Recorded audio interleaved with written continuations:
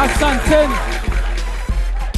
Welcome back to the space. Na vile cheki jo Nairobi iko ndani ya nyumba, si ndio? Alafu pia Transmara iko Nairobi, si ndio? Welcome back. Before I introduce our guests, I want us first to all give it up for the Code Red DJs in the house. That's how we get down. And of course, please help me put your hands together for the one and only Emmy Kosgei.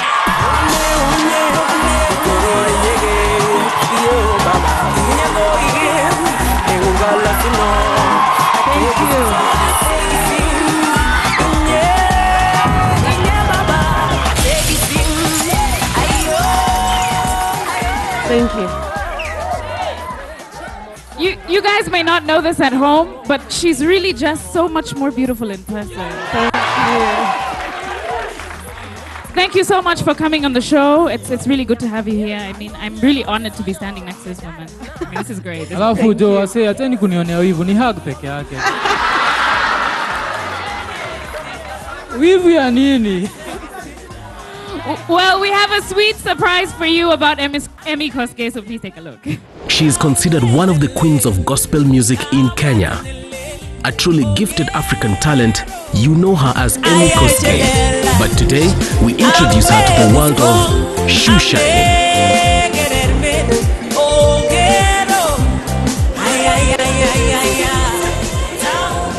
I have to give you the full procedure of how I started and how it ends. And that I will give an example of my shoes. After wiping, you use an applicator. This is an applicator brush. You use it for applying. This is the main polish now? Yeah, the main polish. You apply on your shoes.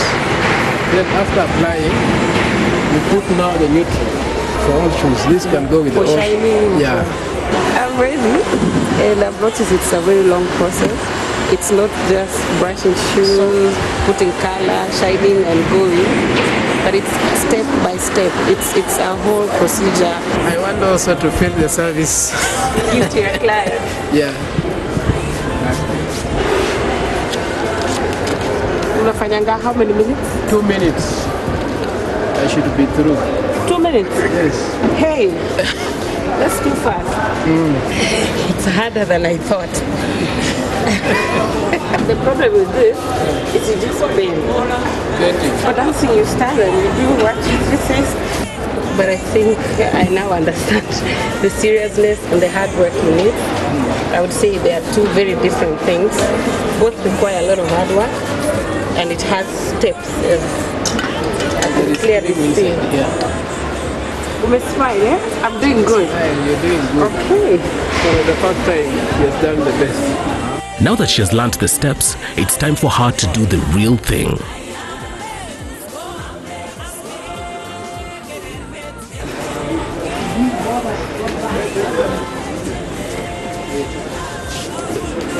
I hope it's looking good like the other one.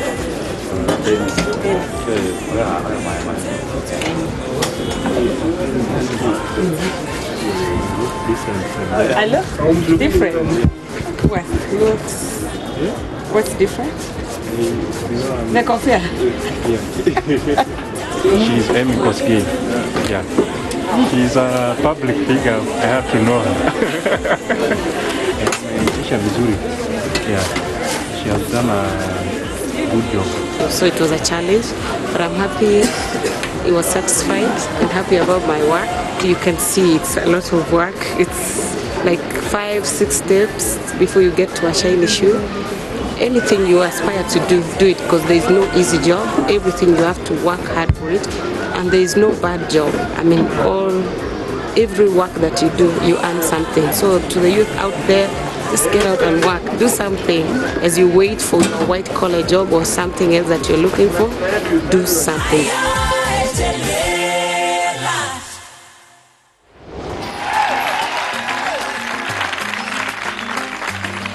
I've given you props. I mean, you shine a shoe and then you sweat.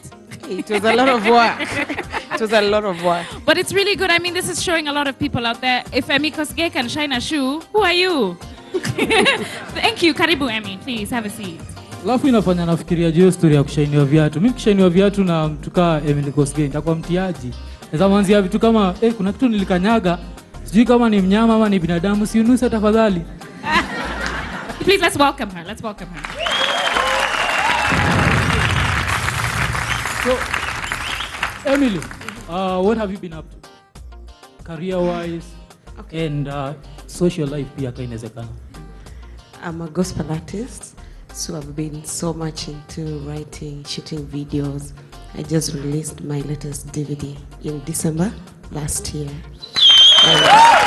Thank you. Also, I'm a fashion designer, so I run the Emmy House of Design, where, thank you, we major in African with lots of our Kenyan roots, outfits, the touch, and the jewelry as well. And then I'm a goodwill ambassador to some home in Korogosho. It's called Hope and Light Center for kids with disability. But thank you. With a total of 35 kids. I also run a school called Hope Academy. I support 47 children. Thank you. Thank you. These are kids from very, very humble backgrounds, from orphans and kids who cannot afford education, basic things like food and clothing. So through my proceeds in my music, we take them through primary education, and now they're in grade 3 and absolutely free in food. We clothe most of them. So that's what has been keeping me going. And we closing, say next term for the first, we did 3 first classrooms this year. And I'm excited. Thank you. I mean, you're doing great things. I'm very tempted to ask you, is there anything that you don't do, but I won't. But it's really interesting. You're one of the very few artists who maintains to sing in your vernacular language. And has that had an effect on you in terms of the issues facing tribalism in our country? How has that personally affected you? I think at the beginning, when I ventured into African, say, traditional gospel music, the biggest challenge was at that time as a country, we were going through a lot of, how do I put it, rifts and wars caused by tribalism. And everyone viewed tribalism as a very, any tribe, especially the community that I come from. And I thought doing Kalenjin at that time, nobody would be willing even to listen to my music because of what we were going through as a nation. And that was my biggest fear. But I encouraged myself and I said, if most of us Kenyans love, say in the secular world, people love lots of Lingala music, they sing to it, but they don't understand. We love Zulu music, among other ethnic music, and we don't feel anything about. And I thought it was time to venture into our own Kenyan ethnic music, which to me, I thought it had a lot of richness in terms of style, culture, pronunciation of words. It's very unique, and I thought packaging it well, though it was something that I dreaded. I never thought it would work. So the first time I had a lot of fear, but from my first album all through, I got very positive reception, and it changed my mind about tribalism. And I've always preached about positive tribalism and using tribalism in a positive way, because I think Kenyans are not tribalists. Alafu ukiwa kwa audience kuna swali to Kosgei juu ya tribalism, anything about ethnicity? When you go to perform, let's say you find there's some community or tribes which don't like your community. How do they receive you? Do they receive you positively, or there is some kind of resistance? Hostility? It's something I would say I've never experienced. Right now, I have a lot of audience with one Kikuyu community. I would say, like in January, I'd gone for my award in London, and I did like 2 shows and 1 concert. Like 50% were Kikuyus in the UK.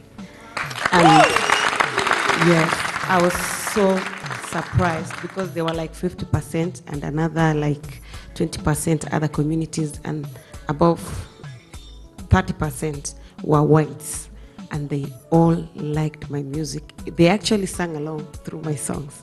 So that tells you tribalism is, Kenyans are not tribalists. That's one thing I believe in. It's something that has been painted to. Thank you. I just want to ask Emmy that actually youths or the all tribes in Kenya, they have really welcomed your music. As in, actually, I always see that it brings us together. Besides bringing us together, I just want to know, do you believe when we come together, when we dance to your songs, do we really have that internalized mentality that this song is just bringing us together for the sake of it? Thank you. Well, thank you very much. I would say, and I always say this, music is food for the soul. Music to the soul has no translation. You just feel it and inside your spirit. And every time I see people dancing to my music, it makes me understand that it's beyond the language. It's beyond the language that you're using. It's the way people are enjoying it. I don't think they're acting. It's very real and they really feel it. So to me, I don't feel they're just dancing to it because they're enjoying the beats, but they're feeling the song, though they don't understand. Secondly is, after I did my music and realized that it's true, Kenyans are not tribalists, I said I'll use my music and the talent that God has given me to preach peace and cohesion and teach Kenyans and our youth, because we are the ones to change this country. Because you grow up, when people talk about their tribes, your parents, your people, other communities, of the pros of their tribes and all that. So when you grow up imagining that that's the issue. You know, it's about my tribe, it's about my color, it's about where I come from, but that's not the issue.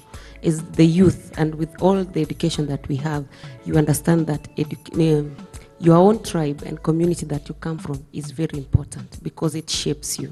It shapes you before you start learning English and how to do Swahili things and English things. You are first a Luo or a Kikuyu or a Kalenjin. And the community where you are brought up in shapes you to what you are today. In terms of, we have our own cultural virtues, values, taboos. There are things that you don't need to go to school to be taught. It's only in your community. It's a taboo. And when you grow up, there are things you cannot do because in your own community, it's not allowed. So, but living freestyle kinda, there is no white tradition, there is no English tradition. Acheki, Emmy anatuchanua sana, and Emmy, maybe I could give you some tribal advice. Ukiwa yenda kubonga juu ya your award in Kisumu, it's not London, it's London. Sawa. Alafu kuna hii hairstyle moja ile uaga inapitisha wase through shida mob sana. Hii hairstyle kwa uko nayo, kipatana na karao, alafu uonge vibaya atakwambia usiniletee bangi zako. Unajua? Alafu pia juu tunabonga juu ya ethnicity. Hii hairstyle ukiwa nayo na ukowe ni Msapere, ukowe ni Mkikuyu, na ujipate kwa sekta fulani za Nairobi, especially Eastlands, unaweza sikia mtu akikuuliza ulijoin Mungiki when. Unajua? Na hii hairstyle tulienda up to find out more kuihusu from Steve of the Root Salon, and this is what we found out. Over the years, dreadlocks have come of age. This hairstyle, which was once seen as a sign of rebellion and crime, is today being embraced by the young and the old. It is deemed both trendy and cool. My name is Steve Komari, and I'm 28 years of age, and I'm an entrepreneur. I have two shops. One shop is for dreadlocks and normal hair. Another one is for beauty. I've been in the industry for like 10 years. I deal with half-class dreadlocks. Dreadlocks that you can work in a police force, judges, lawyers, doctors. It's an African natural hair. In this new era, you must be a cool boss if you want to really do well in this industry. If you're hiring staff in this new generation, you don't really have to know where they're from. or what language they speak.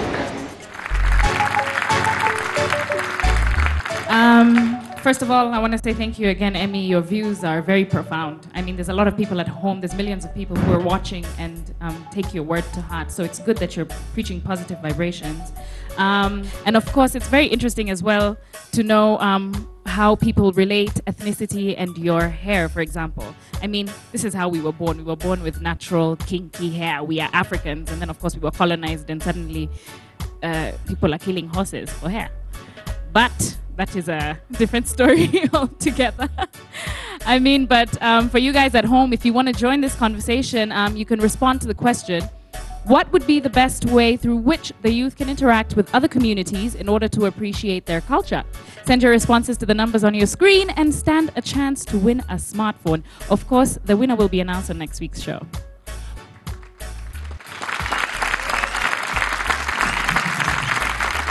And we are just about to take a short break, but before we go for the break, I have to remind you, unaweza to join kwa Twitter na Facebook, ubaki umetupatia views zako on hizi issues tunabonga. Ma pia issues kama the fact that Kaz ana dread na anatoka Ubabini, Mwafa na dread na anatoka Islandos, unajua? Inakuonyesha vile dread zimespread. Siku hizi Kaz, unasikiza reggae siku hizi ndio? Ati kusikiza nini? Reggae. We'll be right back.